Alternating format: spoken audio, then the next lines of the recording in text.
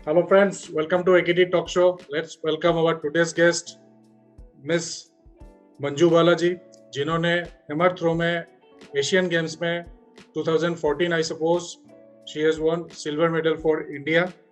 Ma'am, welcome to the show. Thank you. Thank you.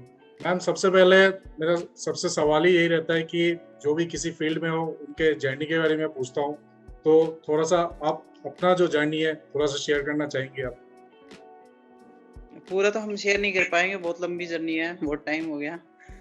थोड़ा थोड़ा करेंगे जो बहुत हार्ड रहा है अपने मतलब मेरी लाइफ में।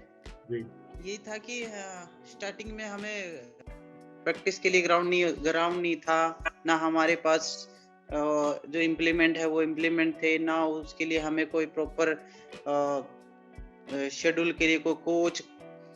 स्टार्टिंग से ही थोड़ी प्रॉब्लम हुई क्योंकि मैं गांव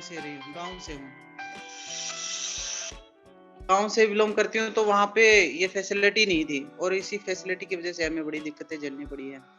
शुरू से ही ना खाने पीने का कुछ ढंग था, ना कोई कोचिंग का कोई सेंटर था, तो वो रहती हैं। अगर कोई हम किसी अच्छे सिटी में रह रहे हो तो चलो हमें ये सब अवेलेबल हो जाता है, लेकिन अगर हम गांव में कहीं हम स्पोर्ट्स कर रहे हैं तो उसमें ये सब को फेस करना पड़ता है। बिल्कुल। यही जो जनरली जो सभी को दिक्कतें होती है वही हमें हुई है। मैम, जैसे हिंदुस्तान में क्रिकेट वगैरह इन सब के बारे में सबको पता है, लेकिन ये हैमर थ्रो हो गए, डिस्कस थ्रो हो गए, इनके बारे में कुछ पता नहीं है, तो इनके बारे में कुछ बताना चाहेंगे कि क्या रूल्स एंड रेगुलेशंस होते हैं, क्या पॉइंट सिस्टम होते हैं? पॉइंट सिस्टम तो क्या, जैसे क्रिकेट को अब अपने कंट्री अगर क्रिकेट को ज्यादा लाइक करती है तो उसमें तो हम क्या कर सकते हैं, कोई भी स्पोर्ट्समैन को कुछ नहीं कर। लेकिन ये कि सभी जितने भी स्पोर्ट्स पर्सन जितने गेम हैं सभी अपनी कंट्री के लिए खेल रहे हैं, चाहे वो डिस्कस है, शॉटपुट है, या फिर दूसरे गेम हैं, एथलेटिक्स ही नहीं दूसरे गेम हैं। तो मेरा मानना है कि ये तो अपनी जनता पे डिपेंड करता है कि हमारी जनता किस चीज को लाइक करती है। इसलिए अगर जो क्रिकेट है, क्रिकेट को इतना हाईलाइट करके रखते हैं, मीडिया है, उसे है, स्पॉन्सर वगैरह हैं, तो उनको हाईलाइट करते हैं। हाईलाइट की वजह से लोग उनको जानते हैं और उनको देखना पसंद करते हैं। यही कारण है कि भी हमारे दूसरे गेमों को लोग इतना जानते भी नहीं है तो उसको लाइक भी नहीं करते हैं। अभी तो हालांकि अब तो बहुत कुछ जानने लगे हैं लोग। अभी नीरज चोपड़ा का जैसे मेडल आया उसके बाद देख रहे हैं कि भी देखो वो कितना पॉपुलर हो गया है। तो अभी थोड़ा थोड़ा लोगों में ये इस चीज का भी क्रेज है कि भी दूसरे गेम हैं जो अपने कंट्री का इतना नाम कर रहे हैं, दूसरी कंट्रियों में देखते हैं ना उनको उसके अकॉर्डिंग कि हम भी यहाँ पे हैं, तो उनको प्राउड फील होता है। वही है कि अपनी लोगों में ये रहे कि हाँ हमें प्राउड है कि हमारे एथलीट बाहर जाके ओलंपिक मेडल ले रहे हैं या एशियन गेम कॉमनवेल्थ मेडल ले रहे हैं, तो धीरे धीरे हम भी अच्छा हो रहा है, लोग जानने लगे हैं। बिल्कुल।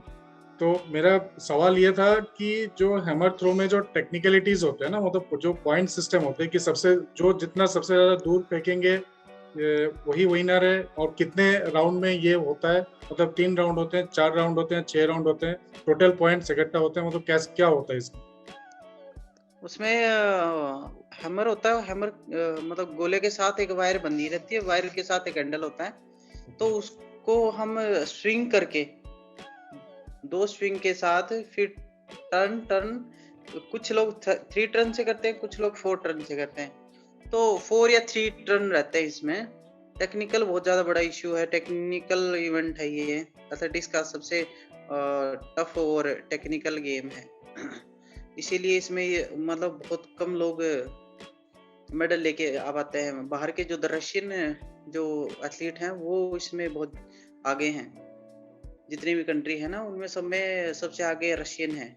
रशियनों की टेक्निक जो है वो स्टार्टिंग से अच्छी रही है और वर्ल्ड रिकॉर्ड भी रशियन यूरी सदिक का है। तो हैमर थ्रो रशियन है, ये मान लो कि रशियन गेम है, तो हमें थोड़ा थोड़ा हम सीख रहे हैं। अभी बहुत ज्यादा टेक्निकल है तो कोचेज और हम लोग लगे हुए हैं कि इसको थोड़ा हम आगे तक लेके जाएं। तो ये 3 या 4 राउंड से हम प्रो करते हैं इसमें।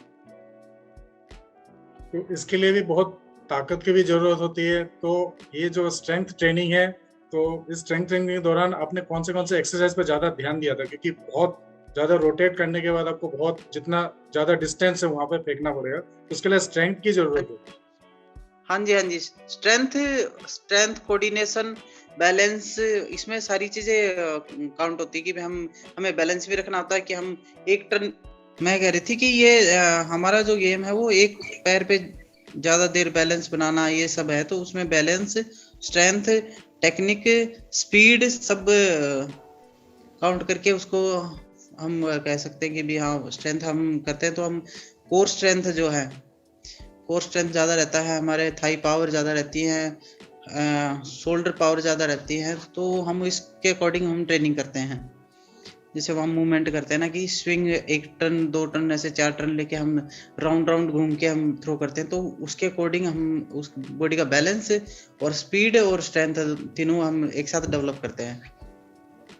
तो स्ट्रेंथ के लिए खाने पीने में भी ज्यादा ध्यान देना पड़ता है। तो आपका क्या खाने पीने में क्या था, डाइट और न्यूट्रिशन क्या था आपका, जिस समय आप प्रैक्टिस करती थी? हाँ, अभी हम लोग ना इंडिया कैंप में हैं, पटियाला में इंस्टीट्यूट जो है NSNIS पटियाला, जो हमारा सबसे बड़ा इंस्टीट्यूट है, जहाँ पे मैरी कॉम है, अभी मीराबाई चानू इधर ही है, यहाँ ओलंपिक से पहले नीरज चोपड़ा इधर ही थे। तो हाँ, इसी इंस्टीट्यूट में यहाँ पे सारा प्लानिंग से होता है, सारी चीज़ें खाने की प्लानिंग होती है, खाने के बारे में कि हम न्यूट्रिशन हमें बताता है कि हमें क्या खाना है, तो उसके अकॉर्डिंग हमारा खाना बनता है, तो हम उसी के हिसाब से हम डाइट लेते हैं। तो अगर हम स्ट्रेंथनिंग, अब हमारा ऑफ सीजन चल रहा है तो हम लोग प्रोटीन डाइट ज़्यादा लेते हैं, बीच में फिर हम थोड़ा प्रोटीन कम कर देते हैं, कार्बो बढ़ा देते हैं। ये सब चीज़ें मतलब ट्रेनिंग के हिसाब से चलता है। तो जिस समय आपने मेडल जीता था 2014 में और अभी 2022 में आप पहुंच चुके हैं, तो उस समय के इंफ्रास्ट्रक्चर, कोचिंग स्टाफ, डाइट हो गया, न्यूट्रिशन हो गया, ट्रेनिंग स्टाफ्स हो गए, तो उस समय और अभी के समय में क्या अंतर है? मतलब कुछ इम्प्रूवमेंट हुआ है इंडियन इंफ्रास्ट्रक्चर में?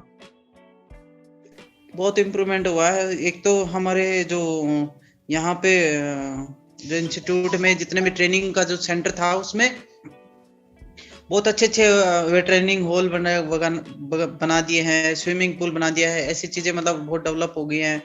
दूसरी, न्यूट्रिशन जो है वो एक्टिव हो गए हैं, और डाइट प्लान भी अच्छा बनने लग गया पहले से।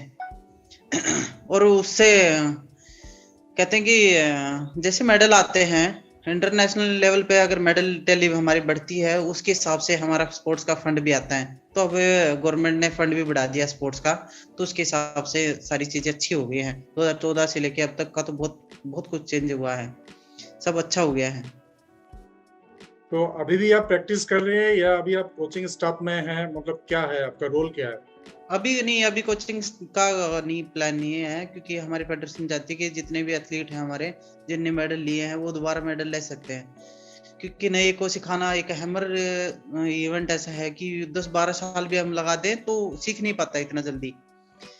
तो वो चाहते हैं कि हम कंटिन्यू अगर कर ही रहे हैं तो हम दोबारा मेडल ले सकते हैं, और हमें नयों पे इतना जोर लगाने की जरूरत नहीं है, क्योंकि पुराने अभी मेडल ले रहे हैं। तो मैं अभी अपनी लाइफ का बेस्ट थ्रो करके आई हूँ। अभी 2 महीने पहले मेरा नेशनल कंपटीशन हुआ था, तो उसमें मैंने लाइफ बेस्ट थ्रो किया है और रिकॉर्ड किया है।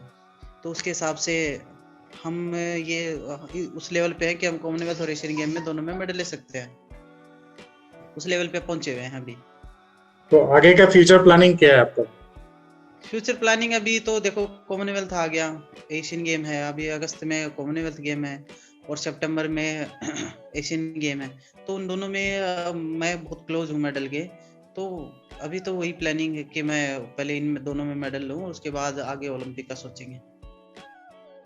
मैम, आपसे बात करके बहुत अच्छा लगा, और it was an honour for me that you have accepted my invitation. Wish you all the best. आप भारत के लिए और मेडल्स लेके आइए और हमारे नेशन को प्राउड कराइए। तो दोस्तों, आज का थैंक यू। आज का कंटेंट मैं यही खत्म करना चाहूंगा। आगे आने वाले समय में ऐसे ही इंस्पिरेशनल कंटेंट्स में लेके आऊंगा, but don't forget to press the button like, share, comment and subscribe. Till then, stay tuned for the upcoming videos. Thank you, ma'am. Thank you. Thank you.